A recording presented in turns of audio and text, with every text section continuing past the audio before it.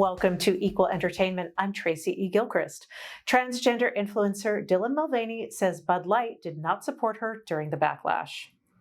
Mulvaney said in a post on Instagram and TikTok that she was waiting for the brand to reach out to her, but they never did. The criticism began when Mulvaney opened a Bud Light can on April 1st as part of a promotional contest.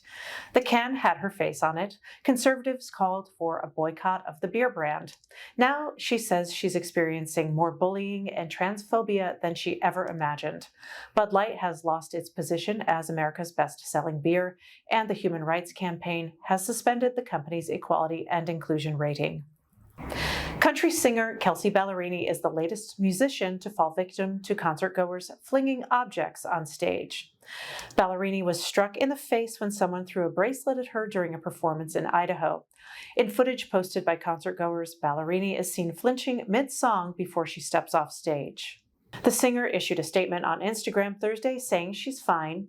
Most recently, singer BB Rexa was recently rushed off stage at a concert in New York City after someone threw a cell phone at her, causing an eye injury. In Los Angeles, a man breached the stage at an Ava Max concert, reportedly striking her in the face before he was swept away by security. And videos posted to social media showed singer Pink picking up a bag of ashes thrown on the stage during her performance. A dress worn by Carrie Fisher as Princess Leia in the original 1977 Star Wars film is still for sale. It's the one she wore in the final scene where she bestowed Luke Skywalker and Han Solo with medals. Prop Store is accepting private offers for the dress after it failed to sell at auction. The company hoped to get $1 million for it, but it failed to meet its reserve price. It's the only known costume Leia wore in the original film to still exist. John Mullo won an Oscar for his costume design work on the movie. It took experts 8 months to restore the dress after it was discovered damaged by moths in a London attic. Naomi Campbell has welcomed baby number 2. The 53-year-old made an Instagram post announcing the arrival of her baby boy. The supermodel is also mom to a 2-year-old girl. Campbell told British Vogue last year that she encourages her older friends to not rule out having babies later in life. Before TikTok, the L Word, and Ellen, there was a comic strip called Dykes to Watch Out For. Alison Bechdel's comic strip was a fixture in gay papers across America for 25 years. Now the pages come to life on Audible. I spoke with Alison about what it's like to give this 80s classic new life. For those folks who don't know what it is, would you talk a little bit about your earliest inspiration of creating this comic strip and, kind of what you were just going for back then? Yeah, it's funny. I just realized the other day that it is actually the 40th anniversary of the comic strip. It was the Pride issue of Woman News, this feminist newspaper I used to work on in New York City after I got out of college in the early 1980s. I started making these just silly drawings of lesbians to amuse my friends. And since I worked at this newspaper, someone said, why don't you submit some of these to the editorial board? Maybe we could print some of them. And in June of 1983, the very first cartoon was published. So it feels crazy. Like it was so long ago. I'm starting to even forget those days, as I get older. But it was a different time in many ways.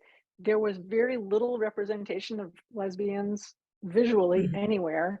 I had seen the work of Jeb, the wonderful photographer. She had published some books of her portraits of lesbians, and I just love those pictures.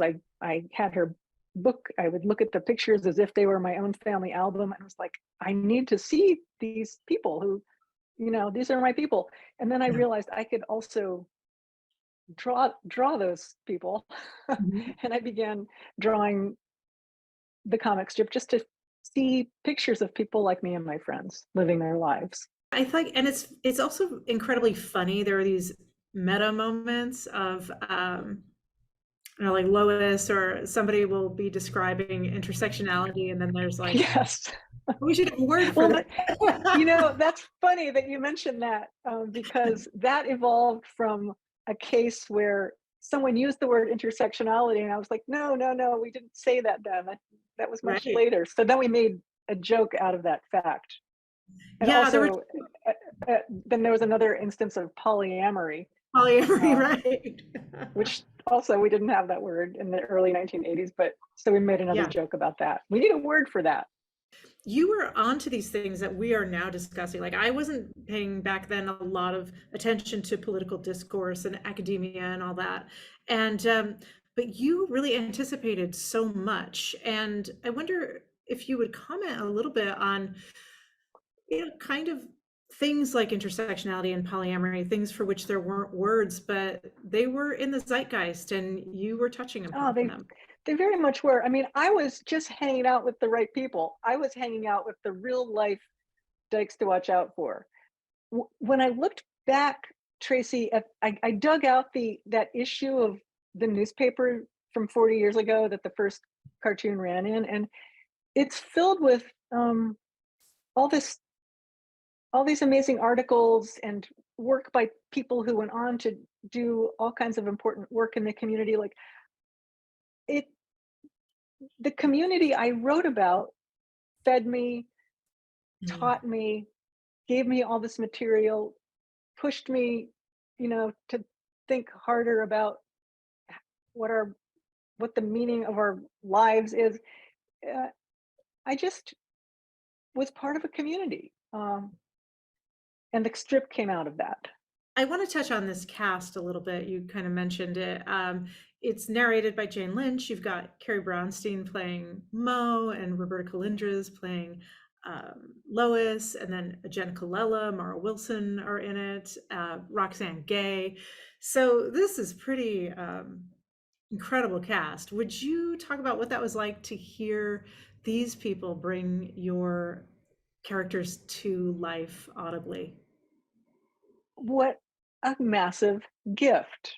I mean, listening now to the show, it's like, oh my God, I can't believe this. But when they were recording it and I got to sit in on these Zoom sessions and watch Lee Silverman, also, she's the Broadway caliber director who pulled it all together.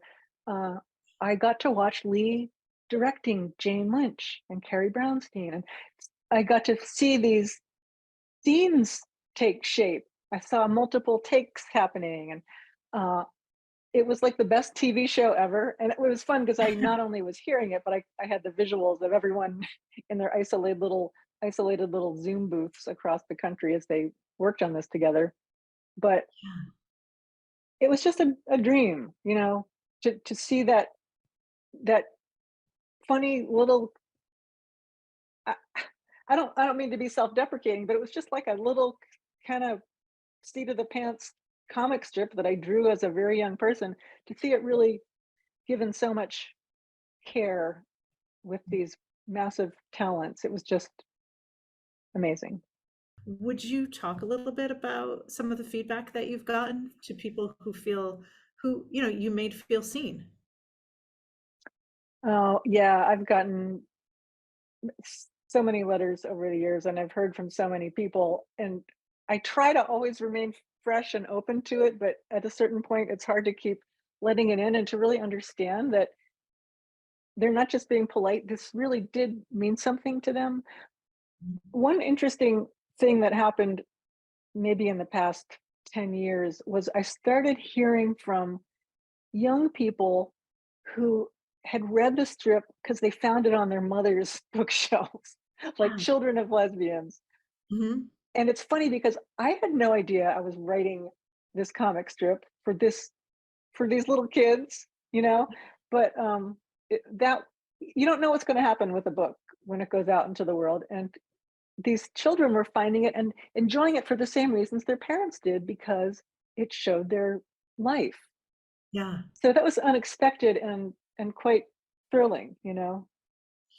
Something that is a difficult through line is that, your lead character Mo is always a stress case, always worried about the politics around her, and a little pointed in her politics. But looking at where we are 40 years later, Mo was right. I know, And I know. would you talk You know, about that Yeah, it's synchronicity? so crazy. It's so Yeah. crazy what's happening right now. For a while in recent years, I found myself saying, you kids, you don't know what it was like. It was really different back then. It was quite a hostile environment. But I have to revise that all now. It Mhm. was the level of hostility has completely changed now. It is so overt. I can't believe there are like Proud Boys protesting pride marches, young trans kids being confronted by these lunatic uh, people. It's really quite disturbing, and I don't know what to even say about what's happening right now, except that yes, Mo was right. Dykes to Watch Out For is an American classic brought to life. It's been adapted by playwright and Pulitzer Prize finalist Madeline George and directed by Lee Silverman. It's Audible's hottest new queer original. You can watch the Advocate channel live by downloading our app in the Apple or Google Play Store. You can also subscribe to our YouTube channel. For the Advocate channel, I'm Tracy E. Gilchrist, and thank you for watching.